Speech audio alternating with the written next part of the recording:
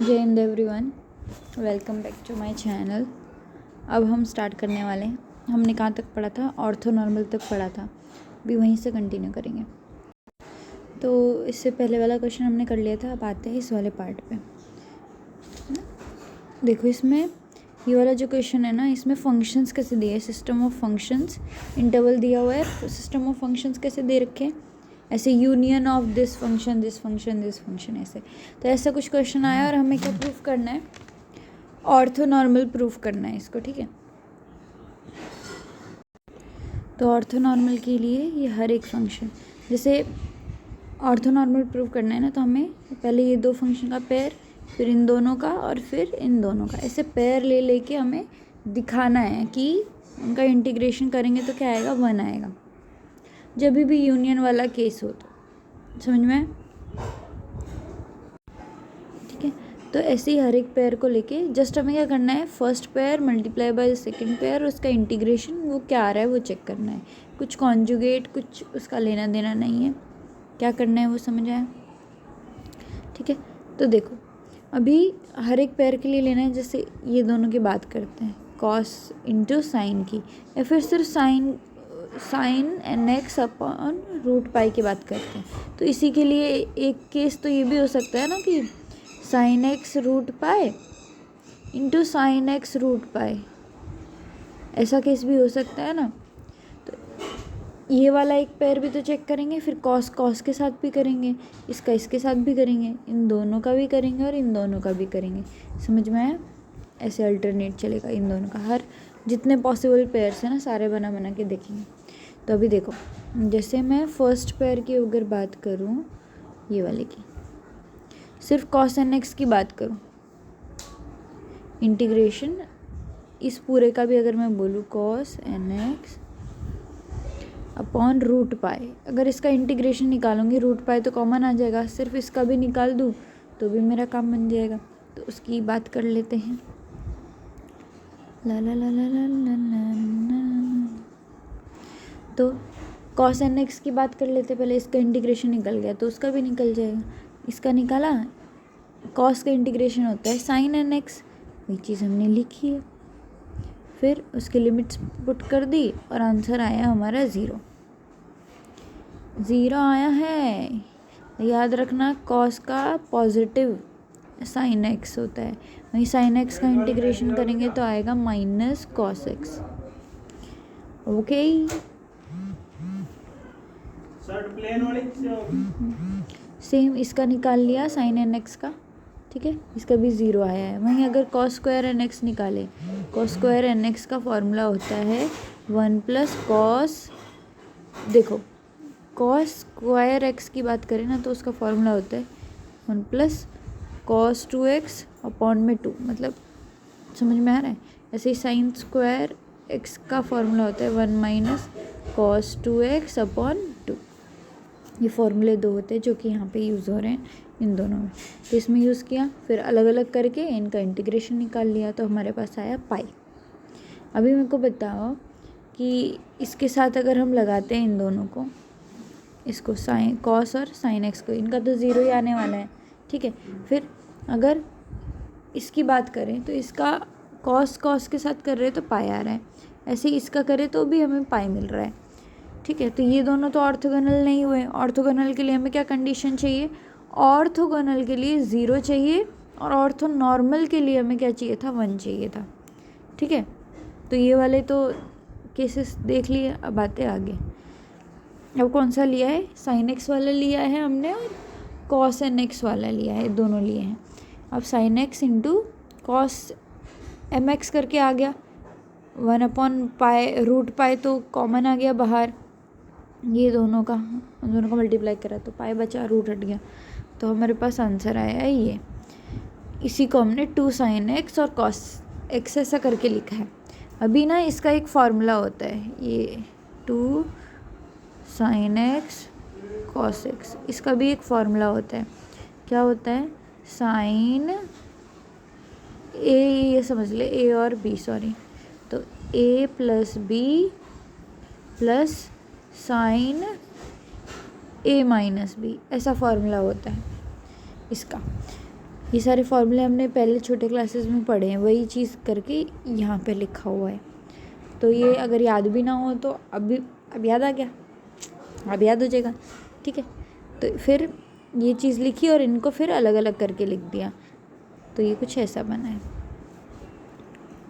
और अभी अभी हम जस्ट प्रूफ करके आ रहे हैं कि साइन एन एक्स, सिर्फ साइन का निकाला था इंटीग्रेशन, क्या आया था 0, और कॉस का भी अकेले का 0 आया था। तो ये टर्म तो हो गई कैंसिल, 0 बची ये वाली टर्म, ठीक है। इसमें दे रखा है n माइनस एम। अभी देखो n माइनस एम है,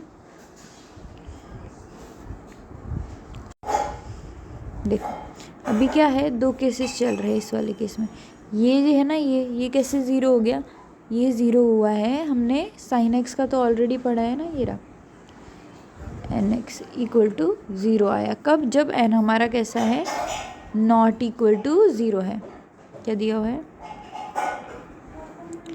ये रहा n नॉट इक्वल टू 0 और n बिलोंग कर रहे हैं इंटीजर में।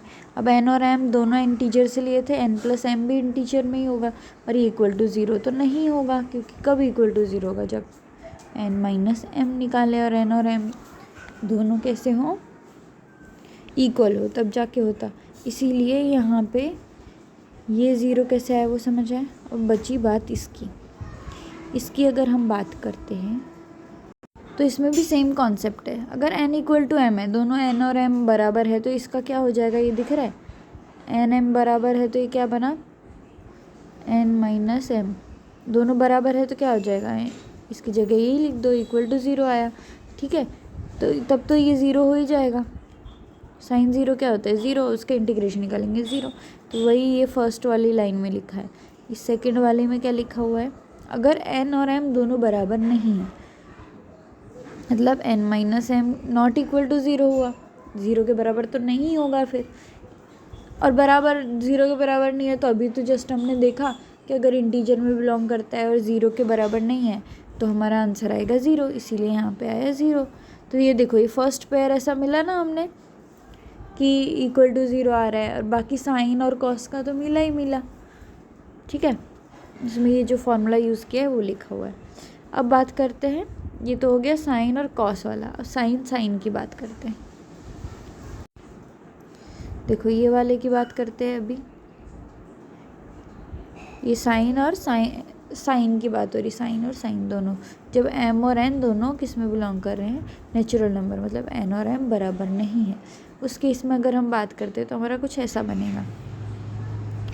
और ऐसा सेम केस अभी जस्ट हमने देखा है, यहाँ पे ये दिख रहा है 2 times sine n x, same to same case है। अरे सॉरी, ओके, दोनों साइन वाले हैं ना, तो 2 साइन एक्स साइन ए साइन बी ऐसा वाला बनेगा, और साइन ए साइन बी वाला बनता है, दोनों साइन वाले होते हैं ना, तो कॉस वाला आता है, cos A plus B minus cos A minus B. देखिए रहा, दिखाती हूँ रुक, इसका फॉर्मूला है गूगल पे भी, ये रहा, दोनों साइन वाले हैं ना, इसीलिए इक्वल टू 0 ही आएगा, इसमें भी सेम यही कॉन्सेप्ट लगेगा, क्योंकि कॉस हमारा 0 है, जस्ट प्रूफ किया, तो ये भी 0 मिल गया। फिर इसकी बात करें, ये भी 0 मिल गया कॉस वाले के लिए, कॉस के लिए फॉर्मूला ये रहा, हाँ कॉस का फॉर्मूला, इसका भी होता होगा कुछ, इक्वल टू 0 लिख देने का एग्ज़ाम में, क्या इतना दिमाग में लगाने का, बाकी फॉर्मूला ढूंढ लो गूगल पे, ठीक है। तो इससे हमें क्या मिला कि फर्स्ट ए फर्स्ट बी, मतलब साइन और कॉस वाले जो हमने पहले प्रूफ किए थे, ये रहा देखें यहाँ पे, फिर 2a 2b और 2c, मतलब इसकी बात हो रही है, इन दोनों की, इसकी और इसकी, तो ये सारे कैसे मिल गए हमें, ऑर्थोगोनल, क्योंकि इक्वल टू 0 आ गए। अब हम बात करते हैं कब ऑर्थो नॉर्मल हो रहे हैं, जैसे ये 2 था ना, ये 2 पेयर, इन दोनों का हमने निकाला तो 1 आया, ठीक है। फिर ऐसे आगे चलते हैं, फिर इसका और इसका निकाला साइन एन एक्स और साइन एन एक्स का, तो हमें क्या मिल रहा है 1 मिल रहा है। ये कैसे मिला, जब ये दिख रहा है साइन स्क्वायर एक्स बन गया इसका। अभी ये कब था, जब n belongs to natural number, हमने सिर्फ साइन स्क्वायर एक्स का तो पहले से निकाल के रखा था, ये इसीलिए इसकी वजह से निकाला है, पता है वो पहले ही स्टेप लिखवा देते हैं टीचर्स। आप यहाँ तक पहुँचो फिर वो स्टेप सोचो ना, साइन स्क्वायर निकालना है, फिर यहाँ से वो निकालो। पहले हमने साइन स्क्वायर एक्स निकाल दिया, क्यों निकाला? हम तब से सोच रहे क्यों निकाला, ये इसलिए निकाला, यहाँ पे ज़रूरत थी। ये पाई लिख दी, इसकी वैल्यू पहले से निकाली हुई थी इसीलिए। फिर कॉस्ट वाले के लिए निकाला तो वही वाला फार्मूला यूज़ करके यहाँ पे निकाला। तो अभी यहाँ पे कि 1 किस में आया, एक तो 1/√π ऐसे करके कुछ था उसका, और इन दोनों का, तो उन सब में ये ऑर्थो नॉर्मल मिला। ठीक है, जैसे देखिए यहाँ से क्वेश्चन स्टार्ट किया था हमने, पहले cos nx और sin nx निकाला क्योंकि वो यूज़ हो रहे थे। फिर cos square x sin square x निकाले, वो क्यों निकाले वो भी बताया मैंने। फिर इन दोनों का पेयर लिया, उन दोनों का पेयर निकाला जब n और m दोनों अलग थे, ये रहा। ठीक है, फिर sin nx और sin mx का निकाला, फिर cos nx और cos mx का निकाला, फिर इनका निकाला। ऐसे करते करते ऑर्थोनॉर्मल और ऑर्थोगोनल प्रूफ किया। ठीक है, यहाँ तक डन। अब आगे चलते हैं। जनरल फोरियर सीरीज़, अगर f हमारा रीमन इंटीग्रल दिया है कोई भी इंटरवल में, एंड फाई एन भी orthonormal system, phi n already orthonormal system दिया हुआ हो अगर, तो हम बोल सकते हैं two number c n defined by, c n कैसे डिफाइन कर सकते हैं, a to b integration f x phi n x का बार, मतलब उसका कॉन्जुगेट। ऐसे हम are called Fourier coefficient of f and the series like this. ऐसे करके हम फोरियर सीरीज़ में थोड़ा अप स्टेप आए हैं। पहले कैसा दिख रहा था फंक्शन, अलग सा दिख रहा था, हमने पहले से पढ़ा वो, और अभी देख कैसा दिख रहा है। तो ये चीज़ याद रहेगी, फाई एन एक्स याद रखना बस, ऑर्थोनॉर्मल होना चाहिए, तब जाके ये कंडीशन आएगी फोरियर सीरीज़ की। ठीक है, अभी जैसे ही ये दिया हुआ है question, show that for be greater than 1 हमें क्या मिलेगी, इसकी लिमिट क्या मिलेगी, इक्वल टू log b मिलेगी। अभी ये चीज़ हमें प्रूफ करनी है। फर्स्ट ऑफ ऑल, अगर बी एक्स लिखा हुआ है उसको हम एक्सपोनेंशियल फंक्शन से रिलेट कर सकते हैं। कैसे कर सकते हैं, जैसे ई एक्स लॉग एक्स ऐसा करके लॉग बी करके दे रखा है मान लो। अभी देख लॉग की प्रॉपर्टी क्या है, लॉग की प्रॉपर्टी ये है कि कुछ भी बाहर ऐसा मल्टीप्लाई है तो वो कैसे लिख सकते हैं, बी की पावर एक्स ऐसा लिख सकते हैं। यहाँ तक ठीक है। अभी लॉग का बेस यहाँ पे ई है। अब एक और फॉर्मूला ऐसा बोलता है कि ई की पावर लॉग ई होता है। अगर बेस और ये सेम है तो हमें आंसर मिलेगा इसका बी एक्स। तो हमें क्या मिला, ई की power x log multiply by log b equal to b x. समझ में है, ये चीज़ हमें मिली। तो ये सेम चीज़ हम यूज़ करके यहाँ पे लिखेंगे। ये बी एक्स की जगह हमने लिखा है ई की पावर में एक्स लॉग बी। ठीक है, यहाँ से ये यूज़ किया है। अभी ये क्वेश्चंस ना एग्ज़ाम में क्लिक नहीं होते हैं, हमें प्रैक्टिस से ही करना पड़ेगा। अब एग्ज़ाम में बैठे अभी बी एक्स की जगह ये सब्स्टिट्यूट करना है, हमें कैसे याद रहेगा, हम इसी में अटके रह जाएंगे, लिमिट कैसे निकालूँ, लिमिट कैसे निकालूँ।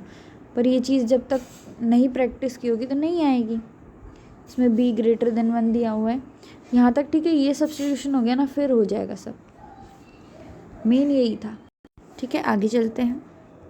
इसका सेकंड पेज कहाँ है, ये ना। ठीक है, इतना सब्स्टिट्यूट तो हमने कर ही दिया था। अभी जस्ट और क्या चीज़ चेंज की है, ओके देख अभी यहीं से बता देती हूँ। एक्सपोनेंशियल एक्स करके ऐसा दिया हुआ है तो उसका फॉर्मूला क्या था, एक्स की पावर में एन फैक्टोरियल। ऐसे हम लिखते थे एक्सपोनेंशियल को, याद आ रहा है कुछ, जैसे जेड होता था ई जेड होता था तो उसको लिखते थे जेड की पावर में एन फैक्टोरियल। तो सेम एक्स वाले केस में, तो यहाँ पे एक्स लॉग भी दे रखा है तो जस्ट हमें क्या करना है, यही करना है, एक्स लॉग बी की पावर में एन अपॉन एन फैक्टोरियल, और नीचे फिर मल्टीप्लाई में और भी दे रखा है एक्स, तो एक्स इंटू एन फैक्टोरियल -1 ऐसा करके कुछ बनेगा। ठीक है, तो ये जस्ट मैंने एग्जाम्पल के तौर पर बताया, बाकी ये लिखा हुआ है सेम टू सेम चीज़। ठीक है, डेफिनेशन ऑफ ई, एक्सपोनेंशियल की डेफिनेशन है, वही चीज़ हमें लिखी है। फिर आते हैं आगे, लिमिट। नाउ आई होप आप कुछ रिमेंबर करते हैं। देख, एक्सपोनेंशियल ई की पावर एक्स था, समीशन लगाना मैं भूल गई थी, I am so really sorry, मैं अभी अपने आप को करेक्ट करती हूँ। तो x n upon n factorial ऐसा था। इसका एक्सपांशन मैंने बताया था 1 प्लस ऐसे समथिंग चलता है, n equal to 1 to infinity x n upon n factorial infinity. तो ये कुछ ऐसा टाइप चलता है, 1 प्लस एक्स की power square plus x cube upon 2 upon 3 factorial, ऐसा टाइप चलते जाता है। ठीक है, ऐसा कुछ चलता है। तो मतलब फर्स्ट टर्म क्या होती है इसकी, 1 होती है हमेशा, एक्सपोनेंशियल का एक्सपांशन।